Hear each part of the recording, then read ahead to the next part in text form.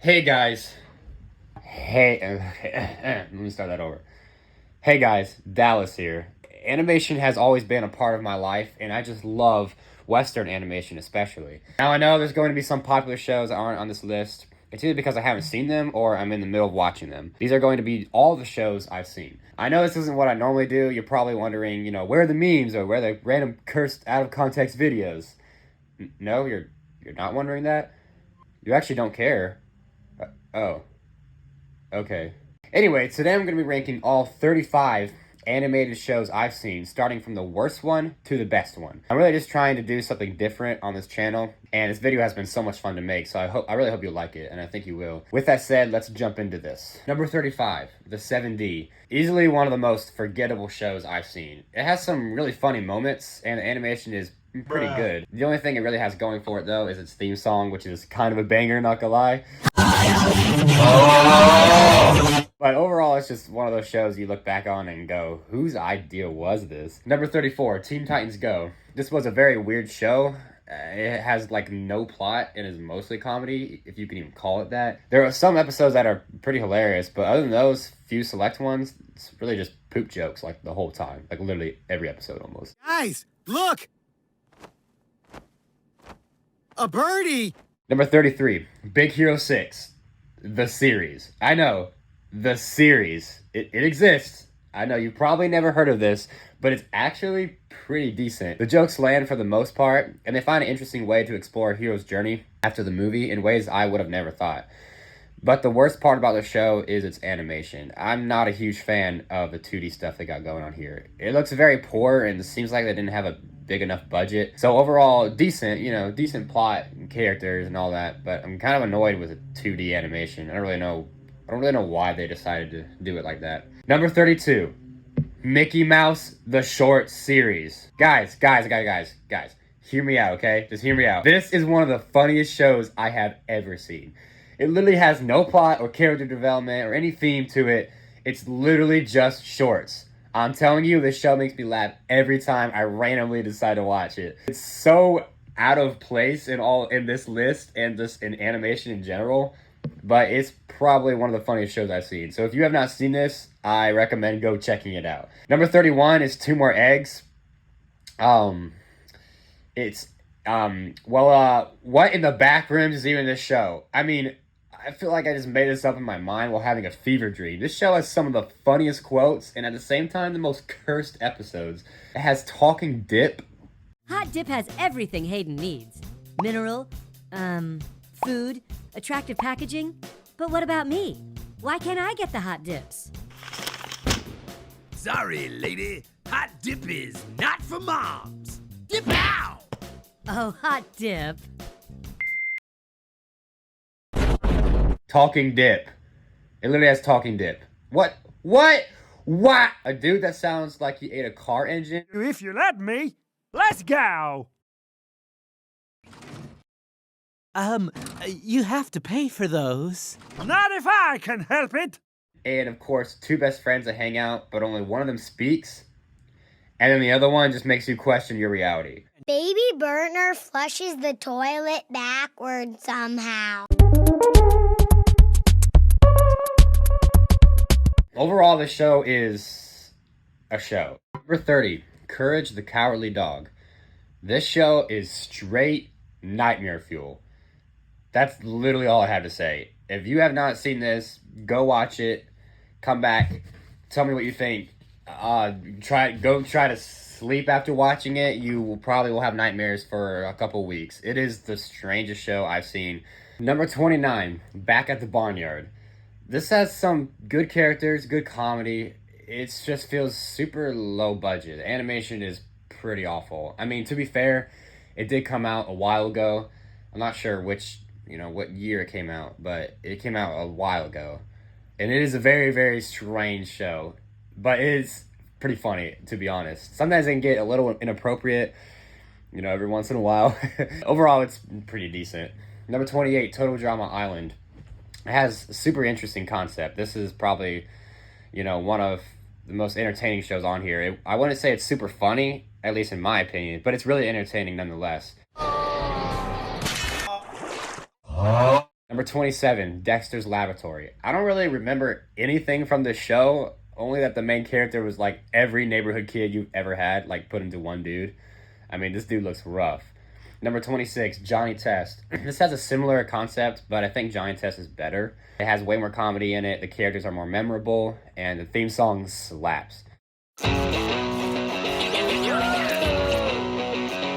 Number 25, Star Wars The Bad Batch. Kind of underwhelming in my opinion. I feel like they could have went down so many different paths than this one that they chose. But that's not to say I didn't enjoy it. The characters are good enough, although it's kind of a rehash of The Mandalorian. The action is really well animated, and I thought the season 1 ending was awesome. Number 24, Milo Murphys Law. Phineas and Ferb's predecessor. This wasn't as good as it could have been, I'll admit. But at the same time, I'll give it some love because the music is just as good as Phineas and Ferb, and it's super funny. I just thought they could have done a little more with the main characters. Kind of seems like you could throw these 2 seasons of Milo Murphys Law into Phineas and Ferb, somewhere, and I feel like no one would be able to tell. Number 23, Wander Over Yonder. Honestly, one of my favorite shows. It has some epic fights, some heartfelt moments, and hilarious characters. Although it's been a while since I've seen this, and I don't really remember much from the show. I don't really remember any of the plot that much. I just know it was good and I enjoyed it. So the only reason it's lower on this list is just because I don't remember much, which, is not a good sign. Number 22, We Bare Bears. This actually ended like a year ago. I thought the movie was really good. It has fun characters, not really much plot though. Its comedy is good, although it could be a hit or miss, depending on your type of comedy. Overall, though, it's a very memorable show. Who can forget these bears that stack? Like, what in the world? Number 21, Big City Greens. This is one of the funniest shows I've seen. What it lacks in plot and character development, it makes up for in comedy. Definitely check this out. It's still airing new episodes, actually. Number 20, The Looney Tunes Show. Another show I find absolutely hilarious. Imagine a sitcom, but with Bugs Bunny in it. That's legit all this show is. It finds a way to bring out a new Bugs Bunny, we've never seen before, but at the same time, the one we all know and love. It's pretty cool. I like the show. Number 19, Star Wars Visions. Pretty cool anime anthology series. There's some really good episodes in here, and I'm really excited for the shows they're making out of them in the future. Number 18, Infinity Train. I've only seen the first 2 seasons of the show because they moved it to HBO Max, so I'm actually unable to finish this, sadly, because we don't have it. But from what I've seen, this show has one of the coolest concepts on this list, honestly. I highly recommend this. It's super easy to binge and really gets you in the feels. Number 17, Lego Ninjago. Lego... Oh. No, seriously though, this show basically defined my childhood. I remember binging this show and being super invested. I laugh now, thinking back that I was into a Lego show, but I mean, come on. It's really that good. Number 16, Carmen Sandiego. This animated show is actually really good. It's, it keeps you invested in the characters, and it just has enough mystery to put you on the edge. 15, Legend of Korra. The sequel series to Avatar had a lot of mixed reactions from fans, but I, on the other hand, really enjoyed it. I loved how they fleshed out the world even more.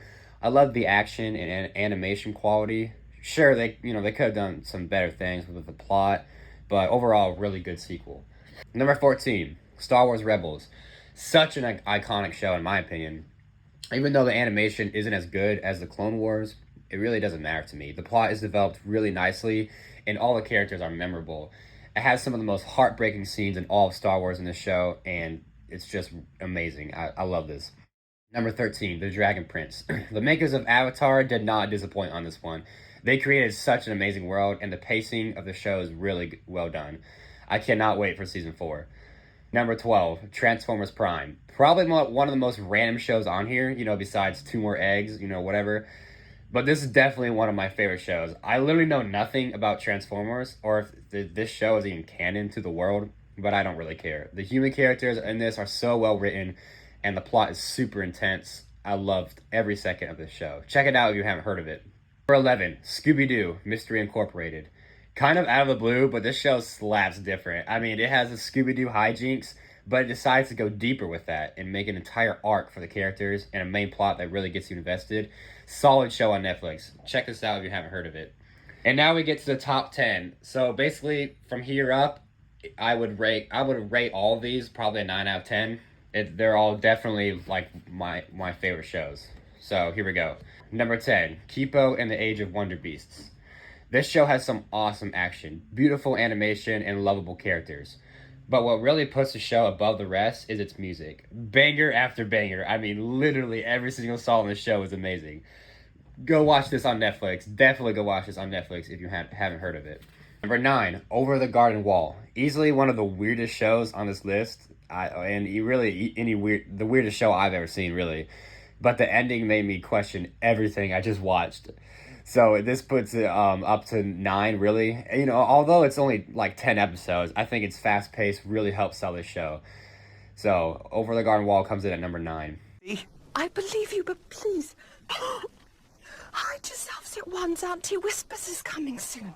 What?